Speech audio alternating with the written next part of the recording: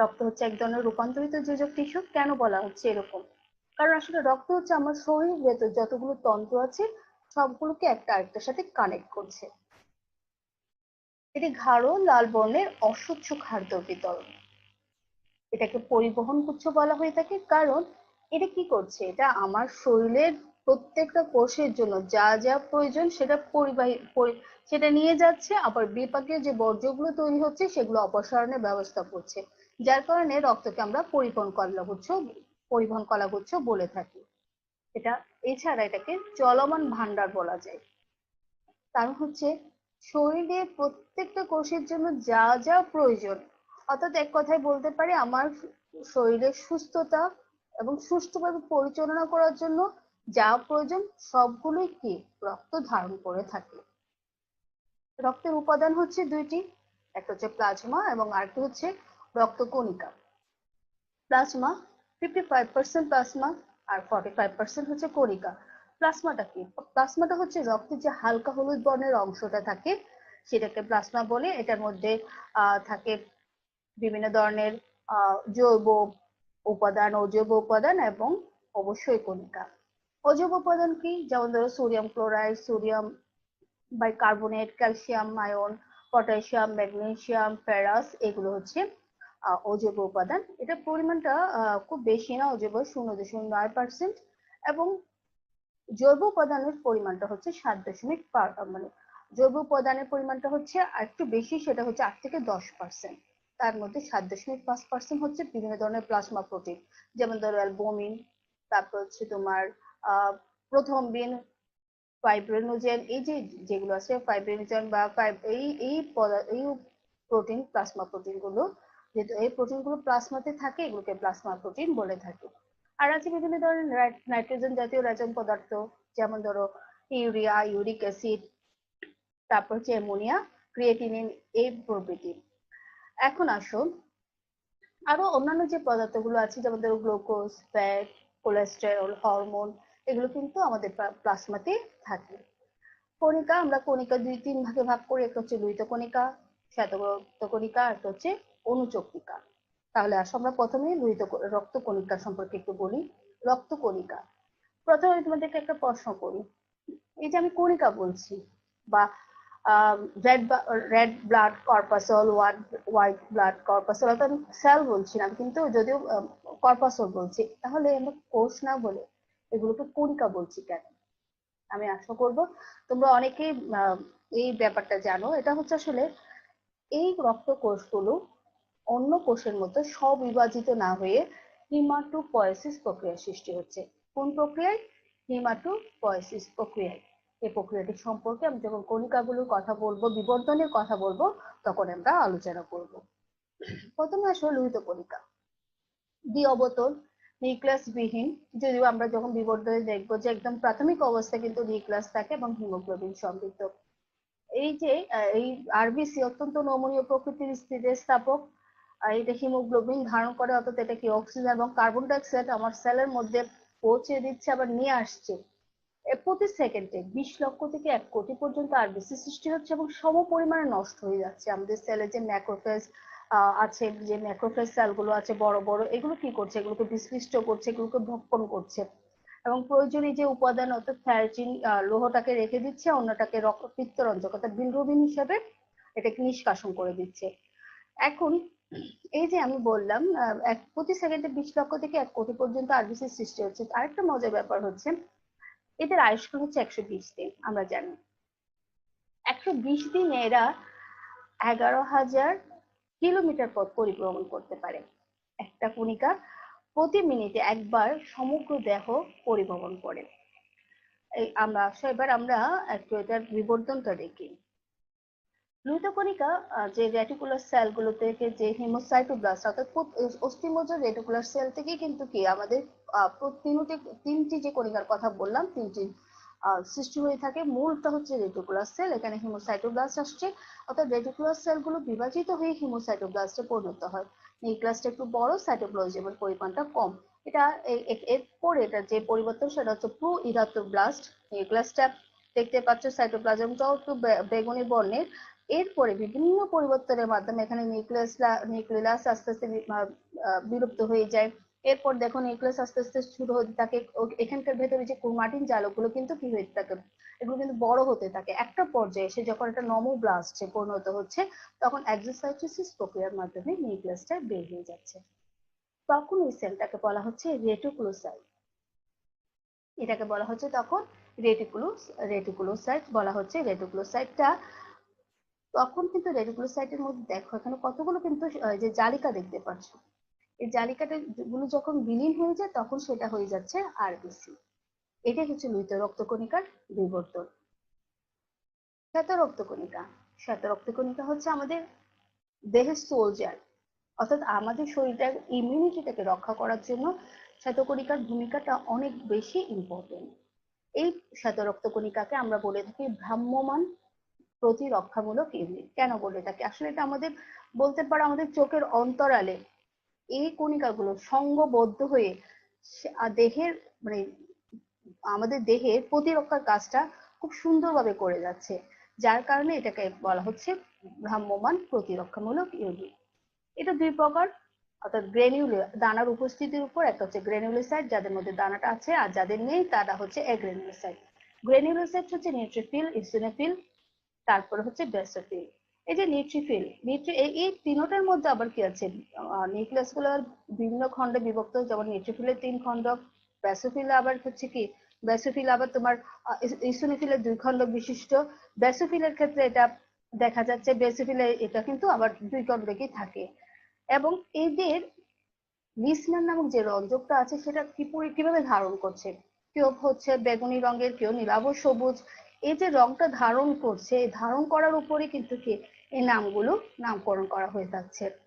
তা এই যে ব্যাসোফিলটা দেখো একটু নীলচে কালো রঙের।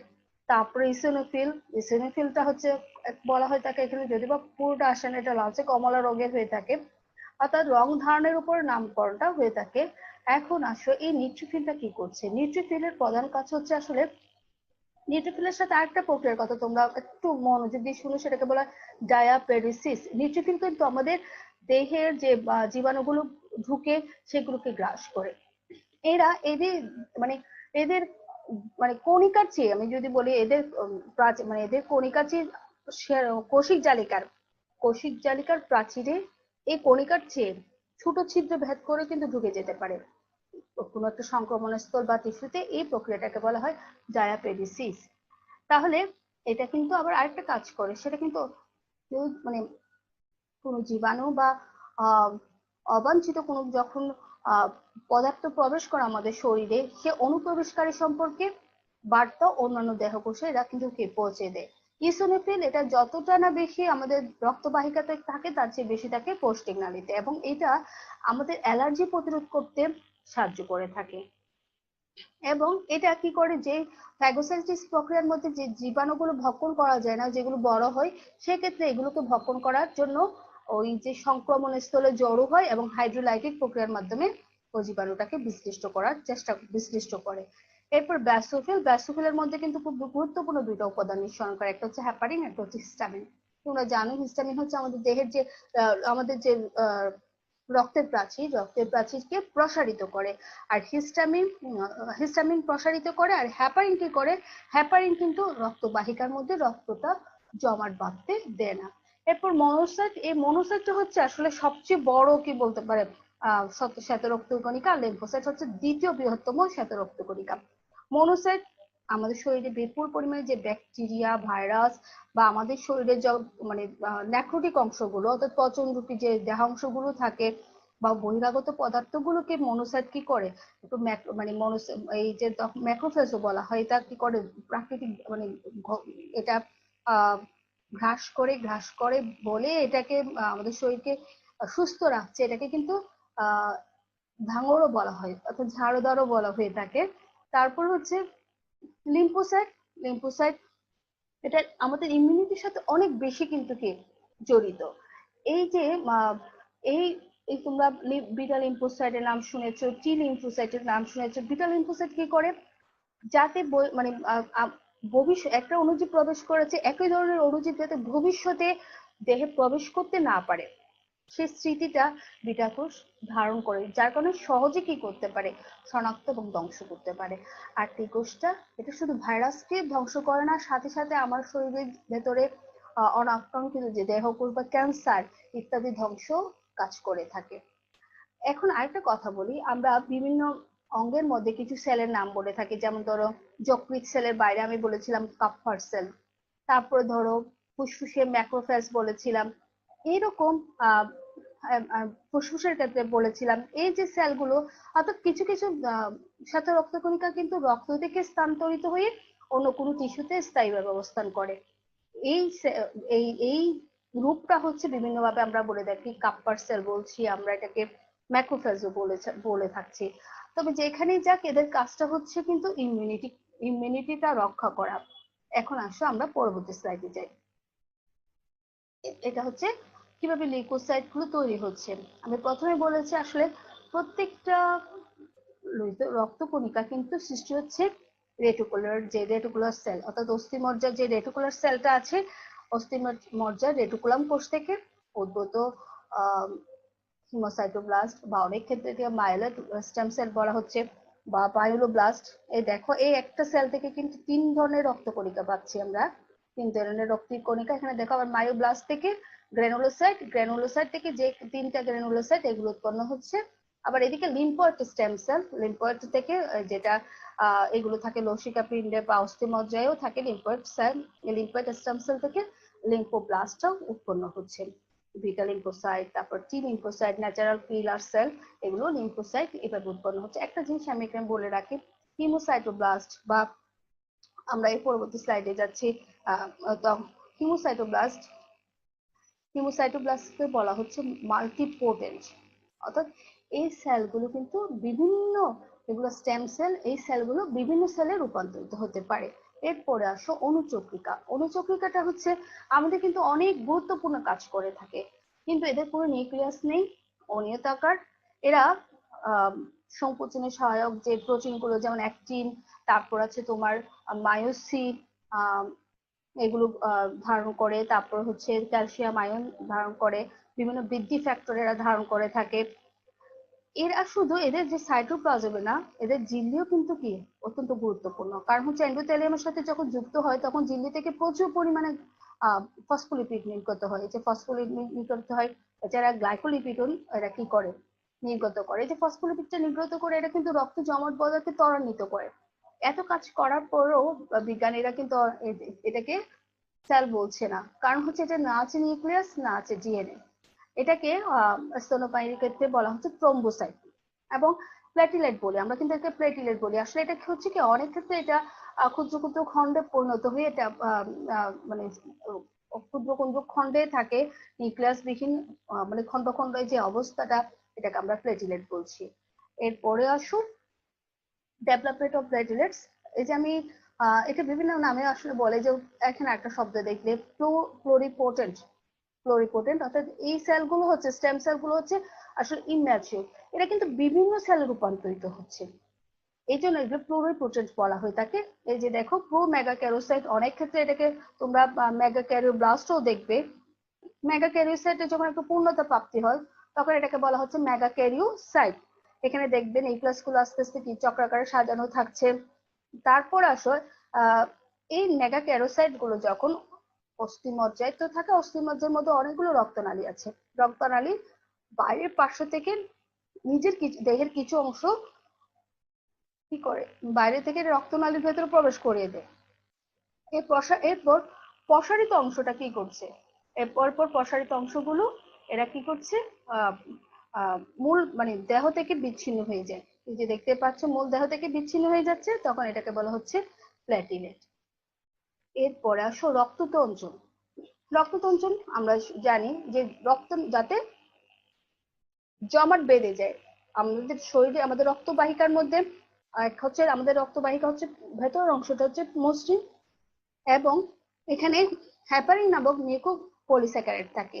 এই দুইটার কারণে কিন্তু রক্ত কি হচ্ছে না, আমাদের রক্ত জমাট বাঁধে না। কিন্তু কোনো কারণে যদি আমার শরীরে কোথাও আমার রক্তনালীকে যখন কাটা যায় তখন, বা কোনো ক্ষত সৃষ্টি হয় তখন, এই যে এন্ডোথেলিয়াম ক্ষতিগ্রস্ত হলে রক্তপাত যাতে বন্ধ হয় বা সংক্রমণ যাতে না হয় সেই জন্য যে জটিল একটা জৈব রাসায়নিক প্রক্রিয়ার মাধ্যমে ফাইব্রিন জালক সৃষ্টির মাধ্যমে ক্ষতস্থানের রক্তটা একটা রক্তকে পিণ্ডে পরিণত হয়, তখন সেটাকে বলা হচ্ছে রক্ত জমাট বাঁধা প্রক্রিয়া। এখানে 13টা ফ্যাক্টর আছে, দেখতে পাচ্ছ 13টা ফ্যাক্টর কাজ করে। তার মধ্যে 4টা ফ্যাক্টর খুবই গুরুত্বপূর্ণ, যেমন হচ্ছে ফাইব্রিনোজেন, প্রোথম্বিন, তারপর হচ্ছে ক্যালসিয়াম আয়ন, এছাড়াও রয়েছে থ্রম্বোপ্লাস্টিন।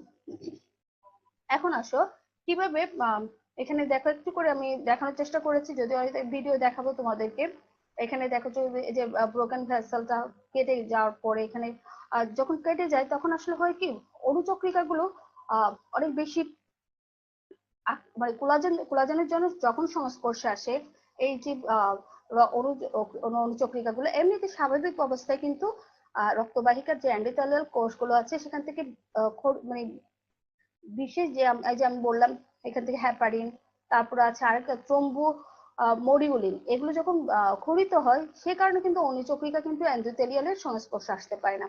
কিন্তু যখন ক্ষত সৃষ্টি হয় তখন কি হচ্ছে, অণুচক্রিকা কোলাজেন তন্তুর সংস্পর্শে আসে এবং স্ফীত হয়ে চারিদিকে ঘনপথগুলো সৃষ্টি করে, বিপুল পরিমাণে এডিপি আসে। এডিপি সক্রিয়তা মানে সক্রিয়তাই আরো বেশি কি হচ্ছে, অণুচক্রিকা পরস্পরের সাথে আসঞ্জিত হয়ে একটা গঠন তৈরি করছে যেটাকে বলা হচ্ছে আসলে প্লাক। এই যে দেখতে পাচ্ছ প্লাক। এরপরে এখানে আরো প্রসেস আছে, আমরা একটু দেখি। যে অণুচক্রিকা গুলো আসলো, কোলাজেনের সংস্পর্শে যখন আসলো, এগুলো আসার পরে এখানে কি হচ্ছে, এখানে প্রথম দিন সক্রিয়কারী, এখানে প্রথম দিন সক্রিয়কারী যে পদার্থগুলো আছে সেগুলো ক্ষরিত হবে। এই পদার্থগুলো ক্যালসিয়াম আয়নের সাথে, দেখো ক্যালসিয়াম আয়নের সাথে রক্তরসে অবস্থিত নিষ্ক্রিয় প্রথম দিনটাকে প্রোটোপ্লাস্টিন থেকে থ্রম্বোপ্লাস্টিনে পরিণত করছে। এই থ্রম্বোপ্লাস্টিন এবং ক্যালসিয়াম আয়ন আবার এই যে দেখো প্রথম দিনকে থ্রম্বিনে পরিণত করছে। আবার এই থ্রম্বিন ফাইব্রিনোজেনকে ফাইব্রিনে পরিণত করছে। ফাইব্রিন জালিকা পলিমার মানে হচ্ছে যে ফাইব্রিন পলিমার তৈরি হচ্ছে, অর্থাৎ ফাইব্রিন তন্তুতে পরিণত হচ্ছে, তন্তু পরস্পর যুক্ত হয়ে ফাইব্রিন জালকে পরিণত হচ্ছে। এই ফাইব্রিন জালকগুলো ক্ষতস্থানে জড়ো হবে। একটা আমি আগের যে স্লাইডে দেখেছি তোমাদেরকে প্লেটলেট প্লাগ বলা হচ্ছে, বা একটা চিপির মতো গঠন তৈরি করছে। এই চিপিটি রক্ত জমাটের একেবারে কি বলতে পারো কাঠামো হিসেবে কাজ করে। পরবর্তীতে এখানে অণুচক্রিকার বিভিন্ন ধরনের রক্তকণিকা দেখতে পাচ্ছ, যে বিভিন্ন হোয়াইট ব্লাড সেল হচ্ছে, হোয়াইট ব্লাড সেল, এগুলো যে এখানে কি করছে, এখানে আটকে যাচ্ছে এবং মানে একটা একটার সাথে সংযুক্ত হয়ে রক্তটা জমাট বাঁধে। তুমি অনেক সময় দেখবে যে আমরা কেটে যাওয়ার পর এখানে কি হচ্ছে, একটু লালচে দেখাচ্ছে, আসলে লালচেটা দেখাই আমাদের এই রেড ব্লাড সেল এখানে যাওয়ার কারণে। দেখি এটা হচ্ছে রক্ত তঞ্চনের উপর একটু ভিডিও। দেখতে পাচ্ছ আসলে এখানে রক্ত কেটে যাওয়ার পরে কি হচ্ছে, প্রথমে এখানে যে রক্ত জমার জন্য যেই যে উপাদানগুলো আছে সেই উপাদানগুলো আমরা দেখতেই পাচ্ছি। দেখতে যখন রক্তটা জমাট বাসা কোলাজেনের সংস্পর্শে যখন আসে, কোলাজেনের সংস্পর্শে আসার পরে প্রচুর পরিমাণে অণুচক্রিকা কিন্তু আসতে উদ্বুদ্ধ হয়। তো আমি আগেও বলেছি এখানে এডিপি ক্ষরণ হয়, এডিপি যখন ক্ষরণ হচ্ছে তখন এডিপি এর সক্রিয়তায় আশেপাশে অণুচক্রিকা গুলো আসছে, সাথে সাথে অন্যান্য উপাদান গুলো আসছে। আমরা একটু দেখি কি হয়। দেখতে পাচ্ছি যেখানে আসলে অনেকগুলো উপাদানই আসছে বিভিন্ন ধরনের উপাদান আসছে, লোহিত ব্লাড কণিকা, লোহিত রক্তকণিকা আসছে। এই দেখো যে ক্ষতস্থানে আস্তে আস্তে কিন্তু কি করছে, অণুচক্রিকা গুলো পরস্পর ঘনপথ বিস্তার করছে এবং পরস্পর সাথে সংযুক্ত হয়ে যাচ্ছে। একটা প্লাগের মতো অন্যান্য ঘটনাগুলো ঘটছে, এখানে ফাইব্রিন জালকে পরিণত হচ্ছে। তারপরে দেখো একটা চিপির মতো গঠন তৈরি হয়ে গেল। এরপরে এখানে এখানে এরপরে দেখো এখানে এই যে ফাইব্রিনের কথা বললাম, ফাইব্রিনোজেন আসলো, যেটা ফাইব্রিনোজেনটা তো ফাইব্রিন তন্তুতে পরিণত হয়, পলিমার গঠন করে, আমরা যেটাকে চিপি বলছি বা ক্লড প্লাগ বলছি। এই যে এটা পরে দেখো এখানে আসলো ফাইব্রিনোজেন আসলো, এখানে থ্রম্বোকাইনেস একটা এনজাইম কিন্তু কাজ করে থাকে, থ্রম্বোকাইনেস এনজাইমটা কাজ করছে।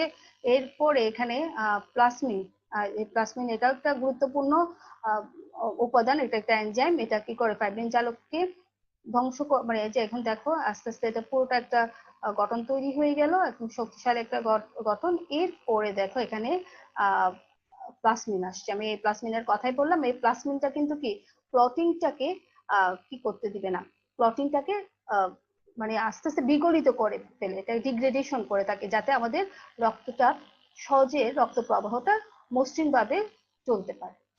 তাহলে আসো এরপরে আসো আমরা দেখি প্লাজমা এবং সিরাম। প্লাজমা এবং সিরাম একটু আমি বলি, সিরাম হচ্ছে আসলে যখন রক্ত সম্পূর্ণভাবে ক্লটিং হয়ে যাওয়ার পরে যে অংশটা থাকে সেটা হচ্ছে সিরাম। আর প্লাজমাটা হচ্ছে, প্লাজমা হচ্ছে আমাদের রক্তর একটা উপাদান, এখানে অনেক কিছুই থাকে, আরবিসি থাকবে, ডাব্লিউবিসি, প্লেটিলেট, এই যে দেখো তারপর প্লাজমা। তাহলে আমি যদি সিরাম বলি তাহলে বলবো যে প্লাজমা থেকে যখন ক্লটিং ফ্যাক্টর গুলো আমি বাদ দিচ্ছি তখন যেটা থাকছে সেই উপাদানটাই হচ্ছে কি আমাদের সিরাম। এখন আসো আমরা একটু গুরুত্বপূর্ণ একটা টপিকস নিয়ে এখন আলোচনা করবো, সেটি হচ্ছে রক্তচাপ। রক্তচাপ কি? রক্তচাপ হচ্ছে রক্তনালী, রক্তনালীতে যখন রক্ত প্রবাহিত হচ্ছে সেই সময় যে প্রাচীর গাছে যে চাপটা দেয় সেটাকে বলা হচ্ছে রক্তচাপ। এই রক্তচাপ দুই প্রকার, একটা হচ্ছে সিস্টোলিক চাপ আর একটা হচ্ছে ডায়াস্টোলিক চাপ। সিস্টোলিক চাপটা হচ্ছে ভেন্ট্রিকুলার সংকোচন এবং ডায়াস্টোলিকটা হচ্ছে ভেন্ট্রিকলের প্রসারণ। এই সিস্টোলিক চাপটা কত হয়? আমরা সবাই জানি সিস্টোলিক চাপের নর্মাল যে রেঞ্জটা সেটা হচ্ছে 110 থেকে 120 মিলিমিটার পারদ, আর হচ্ছে ডায়াস্টোলিক চাপটা হচ্ছে 70 থেকে 80 মিলিমিটার পারদ। এখন যখন এই যে আমরা ভেন্ট্রিকলের সংকোচন এটার উপরে যখন চলে যাচ্ছে, রক্তের স্বাভাবিক সীমার উপরে গেলে আমরা সেটা, বা ভেন্ট্রিকলের সংকোচন বা ভেন্ট্রিকলের প্রসারণ যে লিমিটটা আছে সেটার উপরে যখন চলে যাচ্ছে সেটাকে আমরা বলছি উচ্চ রক্তচাপ। আর স্বাভাবিক সীমার নিচে যখন থাকছে তখন সেটাকে আমরা বলছি নিম্ন রক্তচাপ। এখন আরেকটা ব্যাপার আছে, সেটা হচ্ছে আমাদের কিন্তু একটা সময় দেখা যায় বয়সের কারণে হোক, বিভিন্ন শারীরিক অসুস্থতার কারণে হোক, বা মেডিকেশনের কারণে হোক, বা বংশগতি বা খাদ্যাভ্যাস, জীবন অভ্যাসের কারণে আমাদের যে সীমাটা অর্থাৎ সিস্টোলিক চাপ বলে ডায়াস্টোলিক চাপ যেরকম থাকার কথা স্বাভাবিক সীমাটা থাকে না, এটা কিন্তু অনেক উপরে চলে যায়। তখন যে অবস্থা সেটাকে বলা হচ্ছে আমরা সেটাকে বলি হাইপার টেনশন। এই হাইপার টেনশনের কারণে কিন্তু আমাদের শরীরে প্রচুর ক্ষতি হয়, যেমন কেন্দ্রীয় যে স্নায়ুতন্ত্রের ক্ষতি হচ্ছে। তারপর কিরকম ক্ষতি? যে স্ট্রোক। আমাদের কিন্তু মস্তিষ্কে যে রক্ত প্রবাহটা সেটা কিন্তু খুব নিম্ন চাপেই থাকে, হঠাৎ করে যখন রক্তচাপটা বেড়ে যায় তখন কি হচ্ছে? তখন কিন্তু স্ট্রোক আমরা যেটাকে বলি, অর্থাৎ মস্তিষ্ক রক্ত শূন্যতা দেখা যাচ্ছে, মস্তিষ্কে রক্ত সরবরাহ বন্ধ হয়ে যাচ্ছে, যেটাকে আমরা স্ট্রোক বলছি। বা অনেক সময় হ্যামারেজ হতে পারে, রক্তক্ষরণ হতে পারে, তারপর হৃদযন্ত্রের বিভিন্ন জটিলতা, এরপরে রেচনতন্ত্রের জটিলতা, এই ধরনের অনেক ধরনের জটিলতার আমরা শিকার, যাদের এই অবস্থাটা আছে তারা এইসব জটিলতার শিকার হয়। এবং এগুলো কিন্তু আসলে এই যে উচ্চ রক্তচাপ বা হাইপার টেনশন যেটাই বলি না কেন, এটা হচ্ছে মানে আমাদের জীবনের জন্য সর্বদা একটা হুমকি স্বরূপ। যার কারণে আমরা চেষ্টা করব সবাইকে যাতে এই যে একটা লিমিটেশন আছে, কিছু নিয়ম কানুন আছে, আমরা অবশ্যই মেনে চলবো। হাইপার টেনশনের মতো এই জটিল অবস্থাতে আমরা যাব না, কারণ এই দীর্ঘস্থায়ী উচ্চ রক্তচাপ মানে আক্রান্ত ব্যক্তির যে কষ্টটা বা এখানে যে সমস্যাগুলো দেখা যায়, আসলে প্রত্যেকটা সমস্যাই হচ্ছে জীবনঘাতী। এই যে আমি এখন রক্তচাপের কথা বললাম, আমাদের রক্তচাপ কিন্তু নিয়ন্ত্রণ করার জন্য আমার শরীরের ভেতর কিন্তু কিছু প্রসেস আছে, কিছু আছে, কিন্তু এগুলো যখন ওভার হয়ে যায় তখন কিন্তু আর রক্তচাপটা কি থাকে না, স্বাভাবিক থাকে না, তখন আমরা যেটাকে হাইপারটেনশন বলছি। আমাদের রক্তচাপ যে রক্তনালীর ভেতরে যে চাপটা, এই চাপটা রক্তবাহিকার যে প্রাচীরে বিশেষ কিছু স্নায়ু প্রান্ত আছে যেগুলো রক্তচাপ পরিবর্তনে বিশেষভাবে সাড়া দেয় এবং দেহের রক্তচাপের একটা ভারসাম্য রক্ষা করে। এই সংবেদী স্নায়ু প্রান্তগুলোকে আমরা বলছি কি ব্যারোরিসেপ্টর। এটা উচ্চ চাপের রিসেপ্টর, হাই প্রেশার ব্যারোরিসেপ্টর, আমি আর ব্যারোরিসেপ্টর লিখলাম না, আর হচ্ছে লো প্রেশার ব্যারোরিসেপ্টর, দুই ভাগে আমরা ভাগ করি।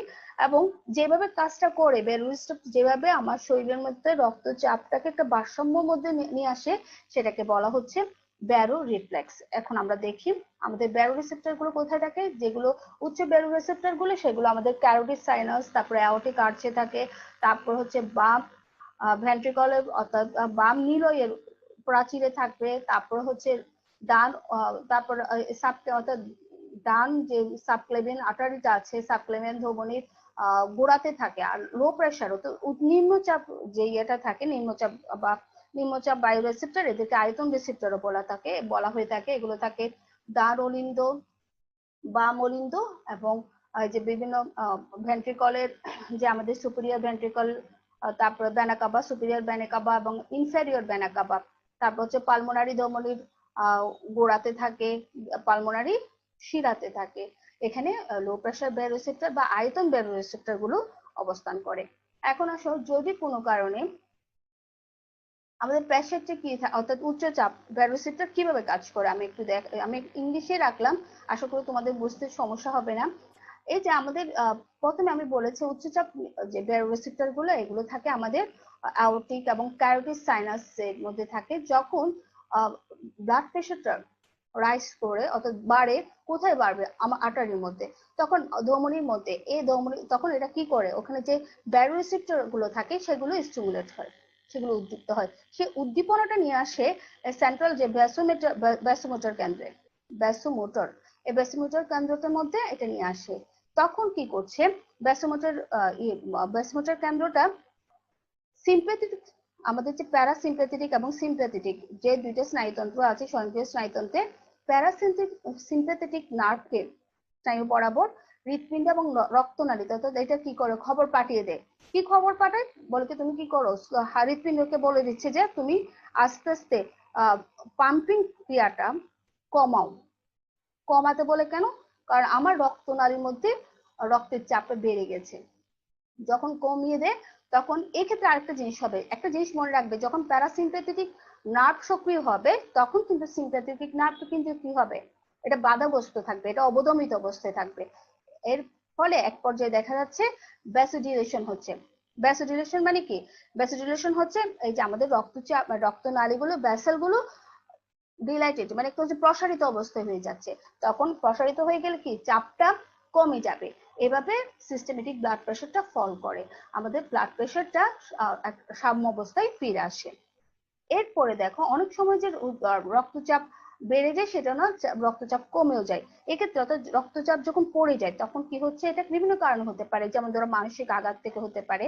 তখন ঠিক আমাদের যে আওর্টিক এবং ক্যারোটিক যে ব্যারোরিসেপ্টর গুলো আছে সেগুলো থেকে আমরা জানি যে আমাদের গ্লাসোফ্যারেঞ্জিয়াল এবং ভ্যাগাস স্নায়ু, এগুলো কিন্তু কোথায় নিয়ে যাচ্ছে, এগুলো ভ্যাগাস স্নায়ুর মধ্যে দিয়ে মেডুলা অবলাঙ্গাটায় জড়ো হবে। মেডুলা অবলাঙ্গাটা কিন্তু এখান থেকে যে সিবিস আবার সেই ভ্যাসোমোটর যে কেন্দ্রটা আছে সেখানে উদ্দীপ্ত করে, এটা যথারীতি সিম্প্যাথেটিক স্নায়ুকে প্রথমে কিন্তু আমরা আগে পড়েছিলাম উচ্চ রক্তচাপে প্যারাসিম্প্যাথেটিক কাজ করছে, এবার কাজ করবে সিম্প্যাথেটিক স্নায়ুটা, কার্যক্রমটা হাড়ের মধ্যে ফিরে আসবে, হৃৎপিণ্ডকে মেসেজটা দেবে। হৃৎপিণ্ড মেসেজটা যাওয়ার পরে ভ্যাসোকনস্ট্রিকশন, অর্থাৎ এখানে দেখো এখানে যেটা হচ্ছে সেটাকে বলা হচ্ছে ভ্যাসোডিলেশন না, এটা হচ্ছে ভ্যাসোকনস্ট্রিকশন। ভ্যাসোকনস্ট্রিকশন অর্থাৎ হচ্ছে আমাদের ভ্যাসেল গুলো কি হয়ে যাচ্ছে, একটু মানে ভ্যাসেল গুলো আস্তে আস্তে আটারি গুলো যে দেহের আটারি গুলো মানে শিরা গুলো ভ্যাসেল গুলো এগুলো আস্তে আস্তে সংকুচিত হচ্ছে, মানে হৃদস্পন্দনটা দ্রুত হচ্ছে, তারপরে হচ্ছে এগুলো আস্তে আস্তে শরীরে সংকুচিত হচ্ছে এবং ধমনির যে রক্তচাপ সেটা ফিরে আসছে। এটা হচ্ছে তখন কি হচ্ছে, ব্লাড প্রেশারটা ডিক্রিজ হচ্ছে। এরপরে আসো নিম্নচাপ ব্যারোরিসেপ্টর বা আয়তন রিসেপ্টর কিভাবে কাজ করে। যখন আমাদের ব্লাড ভলিউম, রক্তের আয়তন কি, অর্থাৎ আমার শরীরে যতটা রক্ত আছে তার পরিমাণটাকে আমরা রক্তের আয়তন, এটা ডিক্রিজ হবে। কেন ডিক্রিজ হবে? প্রশ্ন মধ্যে মনে প্রশ্ন আসতে পারে, কেন ডিক্রিজ হবে? আমার রক্তের আয়তন তো সবসময় একই থাকার কথা না। যখন কোনো কারণে সাংঘাতিক রক্তপাত হলো বা আমার পানির অভাব হলো তখন কিন্তু আমার ভলিউমটা, রক্তের যে আয়তনটা সেটা ডিক্রিজ হয়ে যাচ্ছে। যখন ডিক্রিজ হয়ে যায় তখন এই যে লো প্রেসার ব্যারোরিসেপ্টর যেগুলো আছে সেগুলো স্টিমুলেটেড হবে, সেগুলো উদ্দীপ্ত হবে। তখন এই স্টিমুলেশনটা কোথায় যায়? হাইপোথ্যালামাসে যায়। হাইপোথ্যালামাস কি করে তোমরা জানো? হাইপোথ্যালামাস কিন্তু অ্যাডিএস, যদিও বা আমরা বলি কি পিটুইটারি গ্ল্যান্ড থেকে অ্যাডিএস নিঃসৃত হয়, কিন্তু আমি হরমোনে তোমরা পড়বে যে আসলে এটা কি, এটা হচ্ছে হাইপোথ্যালামাস থেকে সঞ্চিত থাকে। যাই হোক, হাইপোথ্যালামাস কিন্তু এটাকে পিটুইটারি গ্ল্যান্ডকে উদ্দীপ্ত করে কিসের জন্য? তুমি অ্যাডিএসটা নিঃসরণ করো। অ্যাডিএসটা কি? অ্যাডিএস হচ্ছে, বা তোমরা এটাকে ভ্যাসোপ্রোসিনও বলতে পারো, অ্যান্টি ডায়াবেটিক হরমোন। এই অ্যান্টি ডায়াবেটিক হরমোনটা কি করে? সেটা কি করছে, এটা বৃক্কে যে রেনাল টিউবিউল গুলোতে যে পানি শোষণ করার, এটাকে আরো বাড়িয়ে দেয়, পুনঃশোষণটা কি করছে, বাড়িয়ে দিচ্ছে। বাড়িয়ে দিলে কি হবে? রক্তের আয়তনটা বাড়বে, রক্তের আয়তনটা বাড়িয়ে দিচ্ছে। এইভাবে ভ্যাসোপ্রোসিন বা অ্যান্টি ডায়াবেটিক হরমোন সরাসরি রক্তনালিকার সংকুচন ঘটিয়ে রক্তচাপ বৃদ্ধি করতে পারে। তো রক্তের আয়তন তথা চাপ যখন কমে যায় বা কমে গেলে স্বয়ংক্রিয় বা সিম্পেথিক স্নায়ুগুলো উদ্দীপ্ত হয়, আমাদের যে বৃক্কের যে সেলগুলো আছে সেখান থেকে রেনিন এনজাইম নিঃসরণ করে। এই যে রেনিন এনজাইমের কার্যকারিতা কিন্তু কি রক্তের আয়তনটা বাড়িয়ে দিতে পারে। মূল কথা হচ্ছে আসলে অ্যাবজর্পশনের মাধ্যমে, পানিটার রিঅ্যাবজর্পশন বা পুনঃশোষণের মাধ্যমে রক্তের আয়তনটা বেড়ে যাচ্ছে। এরপরও আরো কিছু কিছু প্রক্রিয়া কাজ করছে, আমি একটু করে বললাম। সেটার মধ্যে হচ্ছে আসলে আমাদের কিডনির একটা বড় ভূমিকা আছে। এখন তাহলে আমি এই কথা বলতে পারি যে আসলে আয়তন রিসেপ্টরের প্রভাব কিন্তু রক্ত সংবহন তন্ত্র এবং রাচনতন্ত্র উভয় কিন্তু একটা গুরুত্বপূর্ণ ভূমিকা পালন করছে। এখন আমরা কয়েকটা সাধারণ হৃদরোগের কথা বলি, যেমন হার্ট অ্যাটাক। আমরা জানি হার্ট অ্যাটাক কি। হার্ট অ্যাটাক হচ্ছে যখন হৃৎপিণ্ডের করোনারি ধমনী কোনো কারণে যখন বন্ধ হয়ে যাচ্ছে, তখন হৃৎপেশিতে রক্ত সরবরাহটা বন্ধ হয়ে যায়। এর প্রভাবে যে রোগটা হচ্ছে সেটাকে আমরা বলছি হার্ট অ্যাটাক। এরপরে আসো হার্ট ব্লকটা কি। যখন দেখো এসএ নোড থেকে অর্থাৎ সাইনো অ্যাট্রিয়াল নোড থেকে সৃষ্ট উদ্দীপনা কোথায় যাচ্ছে, এবি নোডে যাচ্ছে, অ্যাট্রিওভেন্ট্রিকুলারে যাচ্ছে, এরপর নিলয়ে যাচ্ছে, পার্কিনজি তন্তুতে যাচ্ছে, এভাবে যাওয়ার কথা। কিন্তু কোনো কারণে যদি উদ্দীপনা যদি ত্রুটিপূর্ণ হয় বা যে উদ্দীপনাটা উৎপন্ন হচ্ছে সেটা যদি সঠিকভাবে পরিবাহিত না হয়, তখন কিন্তু হার্ট ব্লক বা হৃদ অবরোধ, হার্ট ব্লকটাই আমরা বেশি চিনি, হার্ট ব্লক হয়ে থাকে। এটা যে মানে আমাদের হৃৎপিণ্ডের যে স্টিমুলেশন বা উদ্দীপনা ইম্পালস যে অংশগুলো প্রবাহের সাথে বা পরিবাহী হচ্ছে যেসব জায়গা দিয়ে, অ্যাসে নোড বলো, অ্যাবি নোড, পার্কিনজি তন্তু কিংবা হিঞ্জ বান্ডেল, এগুলো যে কোনো একটাতে আক্রান্ত হতে পারে। এরপরে হার্ট ফেলিওর, এটা হচ্ছে অলিন্দ বা নিলয় যদি কোনো একটা কাজ না করে বা উভয় সংকোচন এবং প্রসারণ ক্ষমতা যদি লোপ পায়, তখন আমরা সেটাকে বলছি হার্ট ফেলিওর। এরপর হচ্ছে অ্যাঞ্জিনা পেক্টোরিস। অ্যাঞ্জিনা পেক্টোরিস হচ্ছে যখন খুব মানুষ ক্লান্ত থাকে বা অবসাদের সময় হৃৎপেশিতে রক্ত সঞ্চালন যখন হ্রাস পায়, তখন বুকের নিচে একটু চিনচিনে ব্যথা হয়, সেটাকে বলা হচ্ছে অ্যাঞ্জিনা পেক্টোরিস। করোনারি থ্রম্বোসিস কি। করোনারি থ্রম্বোসিস হচ্ছে করোনারি ধমনীতে যখন মেদ জমে যাচ্ছে, তখন কিন্তু এটা লুমেনটা আস্তে আস্তে কি হচ্ছে, লুমেনটা আস্তে আস্তে সংকুচিত হয়ে যায়। তখন কিন্তু কি হয়ে যায়, উচ্চ রক্তচাপে এই যে করোনারি যে ধমনীটা আছে সেই ধমনীটা কিন্তু কি হয়ে যায়, ছিঁড়ে যেতে পারে বা ছিঁড়ে গিয়ে রক্ত জমাট বেঁধে যায়। এই ঘটনাটাকে বলা হচ্ছে করোনারি থ্রম্বোসিস। তাহলে তোমরা বুঝতে পারছো হার্ট অ্যাটাক বা হার্ট ব্লক বা হার্ট ফেলিওর, এই রোগগুলো কি, এগুলো তোমরা নিশ্চয়ই বুঝতে পারছো। এখন আমরা এই যে রোগগুলো, আমি করোনারি থ্রম্বোসিসের কথা বললাম বা অ্যাঞ্জিনা, এই রোগটা আমার হয়েছে কিনা বা আমাদের হয়েছে কিনা বা কারো হয়েছে কিনা, যখন আমরা কিভাবে বুঝতে পারি, যেমন সাধারণ কিছু আমরা পরীক্ষা করে থাকি, যেমন ইসিজি। এটা একটা নর্মাল ইসিজি। এই নর্মাল ইসিজিটা কি, আসলে যে বললাম আমাদের যে ইম্পালসটা অর্থাৎ এসএ নোড থেকে যে স্পন্দনটা পুরো হৃৎপিণ্ডে ছড়িয়ে পড়ছে, এটা তো আসলে একটা তড়িৎ বিভব বলতে পারে। এই তড়িৎ বিভবটা যদি আমি বাইরে থেকে একটা গ্যালভানোমিটার বা ইলেকট্রোডের সাহায্যে কিন্তু কি করছে, এটা রিড করতে পারছে। এই প্রসেসটাকে বলা হচ্ছে ইসিজি বা ইলেকট্রোকার্ডিওগ্রাম। এখন ইলেকট্রোকার্ডিওগ্রামে কি আছে, অনেক সময় ইসিজির একটু বর্ণনা চাইতেও পারে, আসলে আমরা একটু দেখি। এখানে পি ওয়েভ, এই পি ওয়েভটা কি, এটা হচ্ছে পি ওয়েভটা হচ্ছে আমাদের সাইনোয়েট্রিয়াল নোড থেকে যে স্পন্দনটা আমাদের কোথায় যাচ্ছে, ওলিন্দে যাচ্ছে, সেটা হচ্ছে এসএ নোড। এরপরে এটা যখন অ্যাবি নোডে যায়, তখন এটা উচ্চতা সর্বাধিক, অর্থাৎ এই জায়গাটাতে আসলে তার মানে আমরা বুঝলাম যে এটা অ্যাবি নোডে গিয়েছে। এরপর হচ্ছে পিআর অবকাশ, ইন্টারভেলটা আমি একটু পরে বলবো। এরপরে আসো কিউআরএস। এখানে তিনটা তরঙ্গ, কিউ আর এস, এই যে তরঙ্গটা, এইটা একটা কমপ্লেক্সও বলতে পারো। এটা দ্বারা এটা তিনটা তরঙ্গের উদ্ভব ঘটছে। এটা যাচ্ছে কোথায়, এটা কিউএস এর যে তরঙ্গ সমষ্টি, এটা হচ্ছে নিলয় পেশিতে যে স্পন্দনটা যাচ্ছে সেটা। এখানে এরপর আসো কিউএফ। এরপর কিউটি বা ইন্টারভেল আছে এসটি সেগমেন্টে। কিউএফ, কিউএফটা কি, কিউএফটা হচ্ছে আসলে এটা ঊর্ধ্বমুখী তরঙ্গ। এই ঊর্ধ্বমুখী তরঙ্গটা হচ্ছে নিলয়ের পূর্ব অবস্থায়, অর্থাৎ নিলয়তে ইয়েতে যাওয়ার পরে, স্পন্দনটা যাওয়ার পরে আবার যখন নিলয় পূর্ব অবস্থায় ফিরে আসছে, তখন যে তড়িৎ উৎপত্তি, মানে এই পূর্ব অবস্থায় ফিরার পূর্বাবস্থা প্রাপ্তিকালে যে তড়িৎ বা কারেন্টটা উৎপত্তি হচ্ছে, তার ফলে টি ওয়েভের সৃষ্টি হয়। তোমরা আরেকটা দেখছো ইউ ওয়েভ, এটা আসলে ন্যাচারালি দেখা যায় না। ইউ ওয়েভটাকে বলা হয় যে পার্কিনজি তন্ত্রে যে যখন স্পন্দন তন্ত্রে যখন স্পন্দনটা যাচ্ছে তখনই ইউ ওয়েভটা সৃষ্টি হয়ে থাকে। এই যে আর কিছু আছে যেমন পি আর ইন্টারভেল বা পি আর অবকাশ, এটা কি, এটা হচ্ছে পি তরঙ্গতে শুরু হয়ে আর তরঙ্গ পর্যন্ত এটা বিস্তৃত। এই এই সময়কাল থেকে এই পি আবার অবকাশ বলছে হয়, এটা হচ্ছে আসলে এসএন উঠ হতে স্পন্দন প্রবাহের উৎপত্তি এবং নিলয় পর্যন্ত বিস্তৃতির পরিমাপক হিসেবে কাজ করছে। এবং কিউটি অবকাশটা এটা এটা তোমার এটা হচ্ছে নিলয় পেশির যে ডিপোলারাইজেশন, এটা মানে ডিপোলারায়নের যে সমাপ্তি হচ্ছে, এটা পরিমাপক হিসেবে কিউটি অবকাশটা ব্যবহৃত হয়ে থাকে। এখানে তোমরা দেখতে পাচ্ছ এসটি অবকাশ আছে। এসটি অবকাশ আছে, এটা হচ্ছে ডিপোলারাইজেশন নিলয় পেশির, আর এটা হচ্ছে এসটিও, এটা হচ্ছে রিপোলারাইজেশন। ডিপোলারাইজেশন আছে, রিপোলারাইজেশন, এগুলো আমি তোমাদেরকে আগে বলেছি, আগের ক্লাসে বলেছি এই কাজটা করে থাকে। এখন এখানে নির্দিষ্ট কিছু সময় আছে, সময়গুলো যদি ব্যর্থ হয় বা ওয়েভগুলো যদি ঠিক মতো না হয়, অনেক সময় এটা বিপরীতমুখী হতে পারে, তাহলে বোঝা যায় যে বিভিন্ন, যেমন ধরো যদি বিপরীতমুখী পি ওয়েভটা যদি বিপরীতমুখী হয়, তাহলে আমরা বুঝতে পারবো যে আসলে ঋতু স্পন্দনের অস্বাভাবিকতা রয়েছে। কিংবা ধরো পি তরঙ্গটা যদি যতটুকু মানে থাকার কথা, সেটা যদি আকারটা বৃদ্ধি পায়, তার মানে বুঝবো যে এটা কি অলিন্দের আয়তনটা বৃদ্ধি পেয়েছে। তারপর ধরো টি তরঙ্গের স্থিতিকাল, মানে যদি স্থিতিকাল বা পরিবর্তন হয়ে যায় সময়টা, তখন আমরা বলবো যে এখানে হৃদপেশির অবক্ষয় হয়েছে। বা এখানে যে যেমন ধরো পি তরঙ্গটা যদি একদম অনুপস্থিত থাকে, তাহলে হয়তো তাহলে আমরা শনাক্ত করবো যে অলিন্দের যে ছন্দময়তাটা আছে সেটাতে বিঘ্নতা হচ্ছে, কোনো ধরনের প্রবলেম আছে। এইভাবে এইভাবে আসলে ইসিজি থেকে বিভিন্ন ভাবে রিডটা নেওয়া হয়।